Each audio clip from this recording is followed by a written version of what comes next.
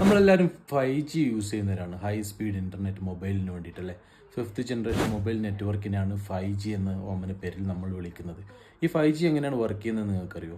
5G work ചെയ്യുന്നത് 3 ബാൻഡിലാണ്. അതായത് low band, mid band, high band, ഇങ്ങനെ 3 ബാൻഡിലാണ് 5G വർക്ക് ചെയ്യുക.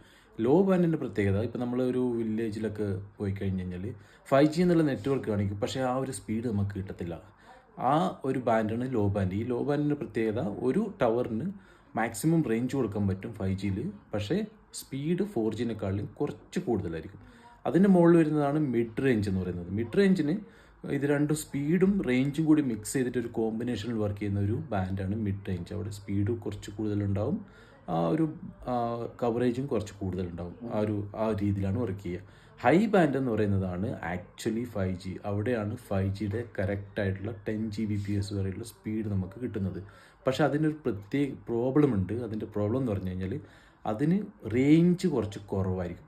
അപ്പോൾ നമ്മൾ സാധാരണ സിറ്റിയിലൊക്കെ പോകുന്ന സമയത്ത് 5G നല്ല സ്പീഡിൽ വർക്ക് ചെയ്യില്ല. അവിടെ യൂസ് ചെയ്യുന്നത് ഈ ഹൈ ബാൻഡ് ടവേഴ്സാണ്. അത് ചെറിയ ടവറുകളായിരിക്കും, ബിൽഡിങ്ങിൻ്റെ മുകളിലോ അങ്ങനെയുള്ള ചെറിയ ചെറിയ ടവർ യൂസ് ചെയ്തിട്ടാണ് ഈ സംഭവം വർക്ക് ചെയ്യുന്നത്. ഇതിൻ്റെ പ്രത്യേകത എന്ന് പറയുന്നത് 10 Gbps വരെ സ്പീഡ് കിട്ടും. അത് മാത്രമല്ല മാക്സിമം നമ്പർ ഓഫ് ഡിവൈസ് ഇതിലോട്ട് കണക്ട് ചെയ്യാൻ വേണ്ടിയിട്ടും സാധിക്കും.